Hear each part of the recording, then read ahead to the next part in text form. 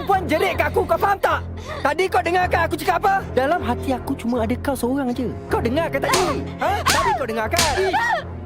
Tak semestinya aku kena abdikan diri aku pada kau seorang saja, kau faham tak? Kau cuma perlu jadi isteri yang baik dan ibu yang baik, itu saja.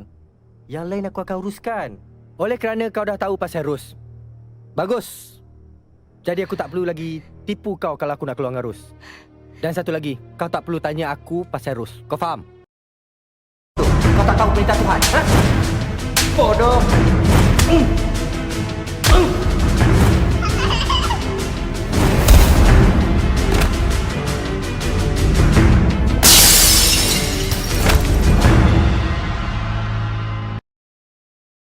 Ni asal kepala kau ni? Ha? Asal kepala kau ni? Asal kepala kau ni? Pekat ke kau ni, ha? Pekat apa kau ni? Orang tanya jawab! Orang tanya jawab, faham tak? Nak? Kau nak ke mana, ha? Ayah sakit. Sakit.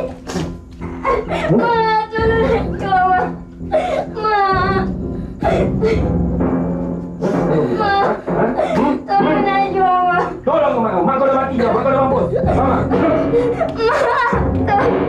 Jadi sekali kau keluar dari rumah ni, kena kau. Faham tak? Faham tak?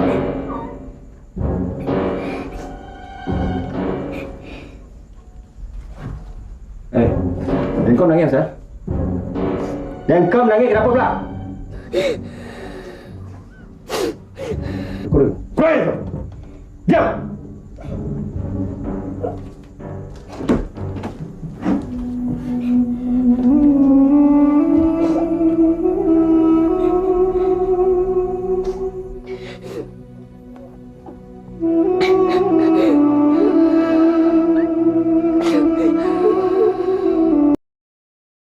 A'udzubillahiminasyaitanirrajim. Bismillahirrahmanirrahim. Assalamualaikum warahmatullahi wabarakatuh dan selamat sejahtera saya ucapkan kepada para hadirin yang dihormati sekalian.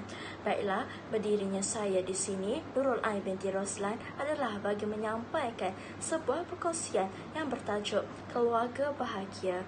Baiklah, sebelum saya mengorak langkah, eloklah saya menerangkan dahulu definisi keluarga bahagia. Keluarga bahagia ditakrifkan sebagai kelompok manusia yang mempunyai talian kekeluargaan yang dapat menjalani kehidupan dengan penuh kegembiraan. Namun, persoalannya di sini, adakah benar-benar wujud keluarga bahagia dalam kelompok masyarakat kita? Saban hari, kita pasti akan dikejutkan dengan berita seperti pasangan curang, keganasan rumah tangga dan penderaan kanak-kanak. Mengapa? Mengapa isu-isu ini terjadi dalam kelompok masyarakat kita? Oleh itu, hadirin sekalian, adalah amat penting bagi kita mempersiapkan diri kita dengan ilmu bagi membina sebuah keluarga bahagia. Pertama sekali, setiap ahli dalam kalangan sesebuah keluarga perlulah memainkan peranan masing-masing dengan baik. Contohnya, ibu bapa seharusnya melakukan tanggungjawab mereka dengan memenuhi hak seorang anak seperti memberikan pendidikan agama yang sempurna bagi menjamin masa hadapan yang cerah. Manakala anak-anak berperanan membalas dan menghargai setiap pengorbanan yang telah dicurahkan kepada mereka dengan belajar bersungguh-sungguh supaya ibu bapa tidak menganggap usaha dan pengorbanan mereka selama ini bagai mencurah air ke daun keladi. Oleh itu, peranan setiap ahli keluarga amat penting bagi menjamin keluarga bahagia. Selain itu, ahli keluarga perlu saling mengasihani dan menyayangi antara satu sama lain. Setiap ahli keluarga sepatutnya sentiasa mengambil berat antara satu sama lain.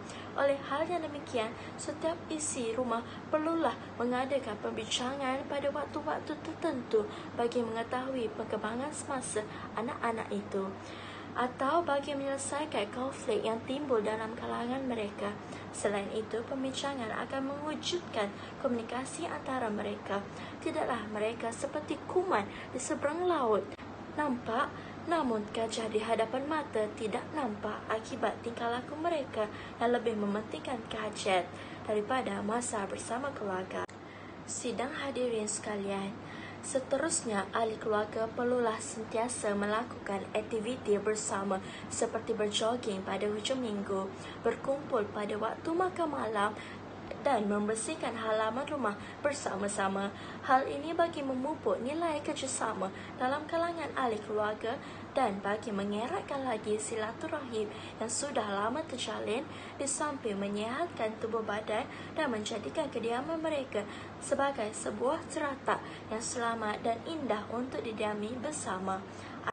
Para hadirin yang dihormati sekalian, Al-Quran menjelaskan bahawa Nabi kita, Nabi Muhammad SAW adalah contoh teladan yang baik untuk dijadikan contoh kepada ciri-ciri keluarga bahagia. Firman Allah Subhanahu Wa Taala, maksudnya demi sesungguhnya adalah bagi kamu pada diri Rasulullah SAW itu contoh ikutan yang baik, iaitu bagi orang-orang yang sentiasa mengharapkan keredaan Allah Subhanahu Wa Taala dan balasan baik hari akhirat, serta ia pula menyebut dan mengingati Allah Subhanahu Wa Taala banyak-banyak dalam masa susah dan senang. Surah Al-Azm ayat 74.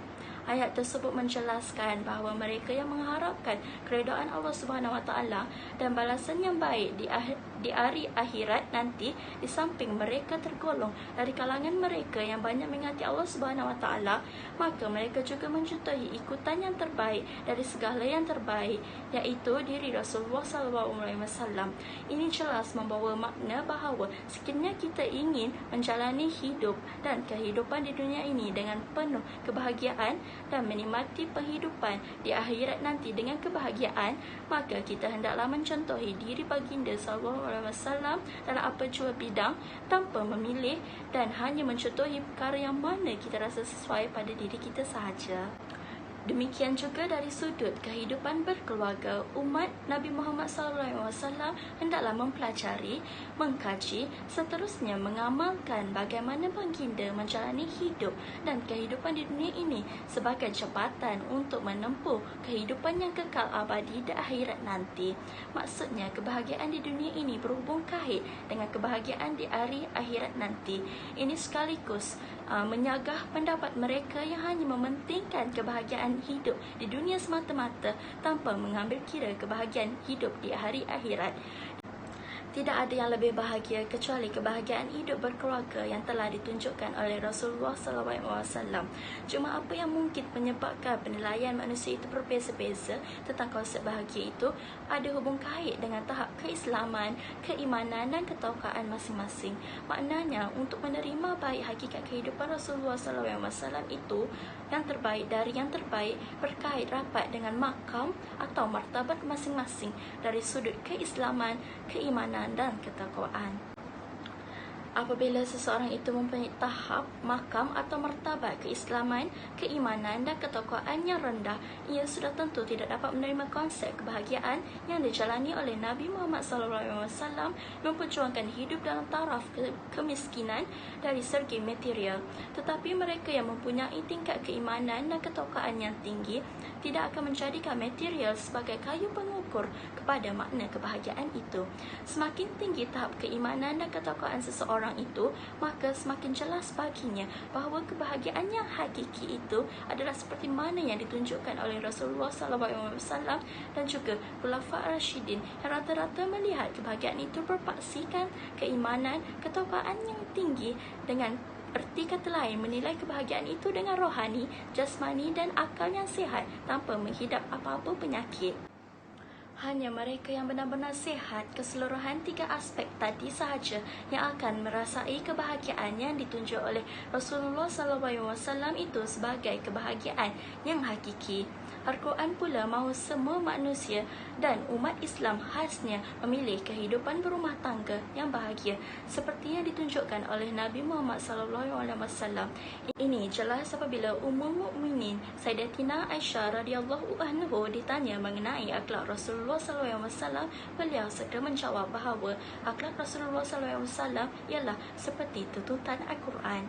Firman Allah Subhanahu Wa Taala dalam surah Al-Azm ayat 74, hadis yang yang baru disebut di atas dan banyak lagi ayat serta hadis yang mengupas mengenai akhlak dan peribadi mulia Rasulullah SAW jelas menunjukkan bahawa Al-Quran sebagai bencana keluarga bahagia, manakala Rasulullah SAW pula disahkan sebagai contoh yang mesti diikuti oleh seluruh manusia dan umat Islam khasnya jika benar-benar menginginkan sebuah keluarga bahagia dalam erti kata kebahagiaan yang hakiki. Sekali keluarga bahagia dapat diwujudkan apabila warga rumah mengamalkan ajaran agama. Mereka perlu sedar bahawa Tuhanlah yang memberikan nikmat keluarga bahagia kepada mereka. Oleh hal yang demikian, mereka perlu menzahirkan ucapan syukur itu dengan menunaikan solat secara berjemaah dan sama-sama memanjatkan doa agar nikmat keluarga bahagia ini akan terus dirasai sehingga ke penghujung hayat mereka.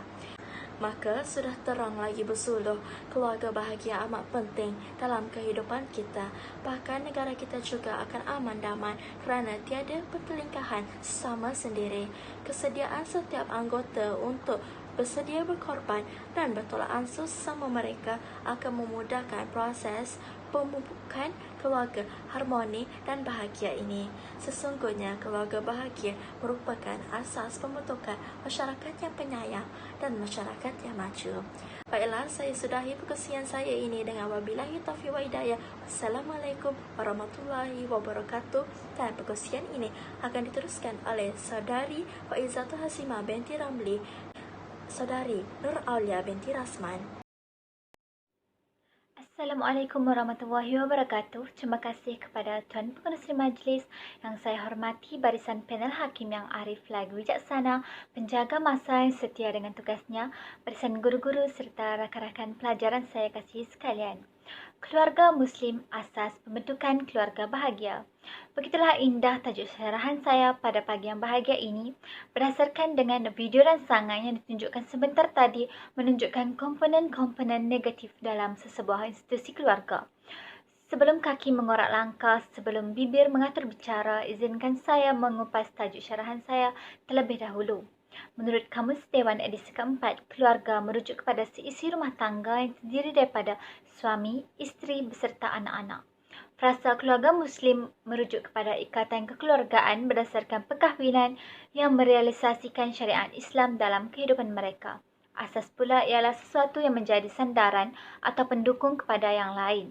Pembentukan membawa maksud kegiatan dan usaha untuk membangunkan sesuatu, manakala frasa keluarga bahagia itu sendiri ialah kelompok manusia yang menjalani kehidupan berasaskan talian kekeluargaan yang gembira tanpa sebarang masalah. Sidang hadirin yang saya muliakan, marilah kita rungkai satu persatu cara atau langkah bagi pembentukan keluarga bahagia dapat dicapai.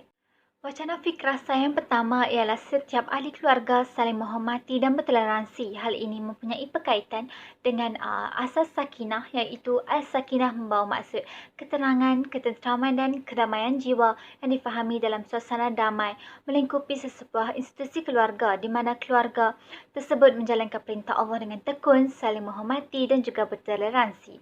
Hal ini bertepatan dengan firman Allah Subhanahu Wa Taala dalam surah Al-Ahqaf ayat 15 yang bermaksud, dan kami wajibkan manusia berbuat baik kepada ibu bapa, ibunya telah mengandungnya dengan menanggung susah payah dan telah melahirkan dengan menanggung susah payah, sedang tempoh mengandungnya beserta dengan tempoh menceraikannya daripada susu, iaitu dalam masa 30 bulan. Sadaqallahul Azim.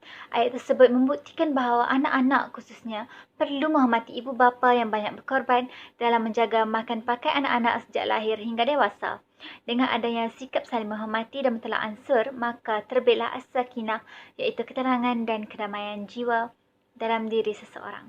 Baiklah, wacana fikrah saya yang kedua ialah setiap ahli keluarga perlu mempunyai sikap tolong-menolong antara satu sama lain. Hal ini mempunyai signifikan keluarga Muslim perlu mempunyai sifat mawaddah, iaitu dalam setiap diri al-mawaddah bermaksud perasaan cinta dan kasih sayang antara suami isteri dan juga anak-anak, di mana hal ini akan mencerminkan sikap saling melindungi dan tolong-menolong. Sikap ini akan menguatkan lagi hubungan silaturahim antara keluarga dan masyarakat luar. Jadi, firman Allah SWT dalam surah Al-Ahzab ayat 21 yang bermaksud, Demi sesungguhnya adalah bagi diri Rasulullah SAW itu contoh dan balasan baik di akhirat kelak, serta ia pula banyak menyebut dan mengingati nama Allah SWT dalam masa susah dan senang. Melalui aspek kekeluargaan dapat dijelaskan lagi dalam hadis yang diriwayatkan oleh Ahmad Ibnu Hibban, iaitu Ibnu Hajar pernah berkata bahawa Aisyah radhiyallahu anha meriwayatkan katanya, baginda Nabi SAW yang menjahit pakaiannya, menjahit terompahnya dan melaksanakan pekerjaan dengan tangan sendiri seperti yang dilakukan salah seorang di antara kamu di dalam rumah. Baginda SAW mencuci pakaiannya, memerah air susu dombanya dan membereskan urusannya sendiri. Wacana fikrah yang ketiga ialah setiap ahli keluarga mempunyai belas kasihan, budi pekerti dan akhlak mulia. Hal ini berkait rapat dengan sifat ar-rahmah yang membawa maksud perasaan belas kasihan, toleransi, lemah lembut yang selalunya diikuti oleh ketinggian budi pekerti dan akhlak yang mulia. Tanpa kasih sayang dan perasaan belas kasihan, sebuah institusi keluarga ataupun perkahwinan akan tergugat dan boleh membawa kepada kehancuran. Kebahagiaan amat mustahil untuk dicapai tanpa adanya rasa belas kasihan. Sidang hadirin dan hadirat yang dihormati, secara kesimpulannya dapatlah dijelaskan bahawa keluarga bahagia ialah satu keluarga yang dapat merasa senang terhadap satu sama lain dan terhadap hidup sendiri serta mempunyai objektif pembinaan keluarga yang jelas dan positif.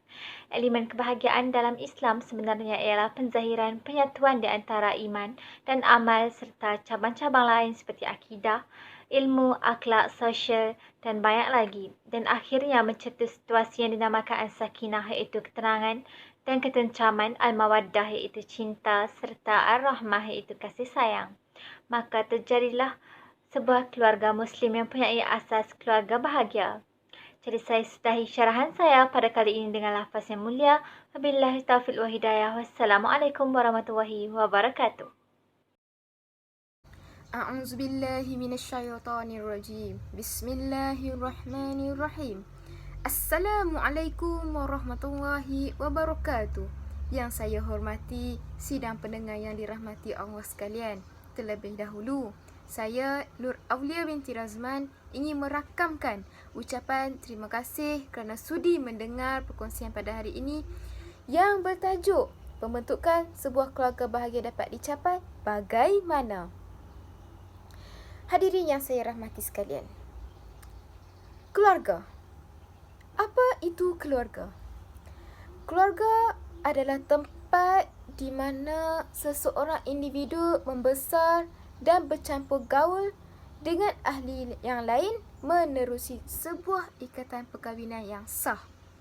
Keluarga merupakan sekumpulan manusia yang mempunyai pertalian darah yang rapat dengan diri kita. Dalam membentuk sebuah keluarga yang bahagia, terdapat beberapa cara untuk kita bentukkan keluarga bahagia ini. Tidak lain dan tidak bukan, semestinya peranan bapa sebagai ketua keluarga itu sendiri. Hal ini bertepatan dengan hadis wa an Ibnu Umar radhiyallahu anhuma anna Nabi sallallahu alaihi wasallam qala kullukum ra'in wa kullukum mas'ulun an ra'iyatihi wal amiru ra'in wa rajulun ra'in ala ahli baitihi wal ra'atu ra'iyatu ala baiti zawjiha wa walidihi fakulukum ra'i wa kulukum mas'ulun an ra'iyatihi muttafaqun alaih. Dari Ibnu Umar radhiyallahu anhu, dari Nabi sallallahu alaihi wasallam bersabda, kalian adalah pemimpin dan kalian akan diminta bertanggungjawab atas kepimpinan kalian. Seorang penguasa adalah pemimpin. Seorang suami adalah pemimpin seluruh keluarganya.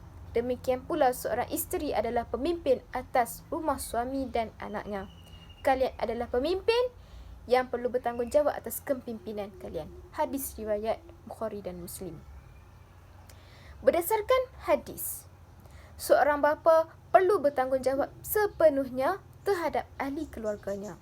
Seorang bapa perlu berinteraksi dengan sopan dan lemah lembut dengan isteri dan anak-anaknya. Ibu bapa juga perlu saling hormat-menghormati antara satu sama lain. Apabila anak-anak melihat keharmonian kedua-dua orang tua mereka, Mereka juga akan meneladani sikap baik itu apabila berinteraksi sesama mereka. Hal ini kerana bapa borek, anak rintik. Bapa yang tidak bertanggungjawab seperti sering bertengkar dan memaki hamun keluarga bukan sahaja menjejaskan perkembangan jiwa anak-anak, tetapi juga akan menjejaskan hubungan dalam kalangan anak-anak. Mereka juga akan sentiasa bertengkar dan tidak menghormati satu sama lain. Maka, pembentukan keluarga bahagia dapat dicapai sekiranya bapa memainkan peranan penuh terhadap tanggungjawab sebagai ketua keluarga. Selain itu, pembentukan keluarga bahagia dapat dicapai sekiranya ibu bapa mendidik anak-anak akan kepentingan akhlak dari kecil. Didikan agama dan akhlak moral yang sempurna dalam kalangan anak-anak dapat menyumbang ke arah pembentukan sebuah keluarga yang bahagia. Hal ini disebabkan pegangan agama serta nilai moral yang kuat dapat membentuk nilai sosial yang tinggi dalam diri anak-anak.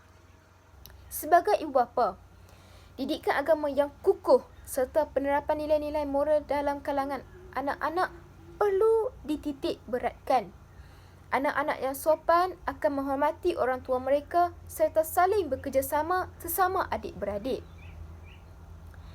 An Abi Hurairah radhiyallahu anhu qala Nabi sallallahu alaihi wasallam kullukum mauludin yuladu ala fitrah fa abawahu yuhawidanihi aw yunassaranihi aw yumajjasanihi. Dari Abu Hurairah radhiyallahu anhu berkata, Nabi sallallahu alaihi wasallam bersabda, setiap anak dilahirkan dalam keadaan fitrah. Kemudian kedua orang tuanya lah yang akan menjadikan anak itu Yahudi, Nasrani atau Majusi. Hadis riwayat At-Tabrani. Oleh itu, dengan mencontohi keluarga Rasulullah SAW, mencontohi akhlak junjungan mulia ini, nescaya pembentukan akhlak anak yang baik serta membentuk keluarga yang bahagia dapat dicapai. Akhir sekali, pembentukan keluarga bahagia dibentuk melalui amar makruf dan nahi munkar. A'udzubillahi minasyaitonirrajim. Bismillahirrahmanirrahim. Wal takum minkum ummatun yad'una ila khairi wal ya'muruna bil ma'ruf wa yanhauna 'anil munkar wa ulaika humul muflihun. Maksudnya, dan hendaklah ada di antara kamu segolongan orang yang menyeru kepada kebajikan, menyuruh untuk berbuat yang makruf dan mencegah dari yang mungkar, dan mereka itulah orang-orang yang beruntung. Surah Ali Imran ayat 104. Seorang suami yang berkuasa dan bertanggungjawab terhadap anak dan isteri wajib mengajak anak dan isterinya ke arah kebaikan, dan apabila mereka melakukan maksiat, wajiblah ditegah dan diambil tindakan yang sewajarnya. Oleh itu, amalan amar makruf dan nahi munkar dapat membentuk sebuah keluarga bahagia dengan menerapkan sifat-sifat mahmudah dalam diri mereka, insya-Allah. Hadirin yang saya kasihi, kesimpulannya, keluarga yang harmoni dan bahagia hanya dapat diwujudkan jika setiap individu menganggotainya melalui pelbagai proses pemempukan kejiwaan yang berkesan sejak kecil. Kesediaan setiap anggota untuk bersedia berkorban dan bertolak ansur sesama mereka akan memudahkan proses membentuk keluarga harmoni dan bahagia. Sesungguhnya, keluarga bahagia merupakan asas pembentukan masyarakat yang penyayang dan masyarakat yang maju. Sekian, wabillahi taufiq wal hidayah. Wassalamualaikum warahmatullahi wabarakatuh.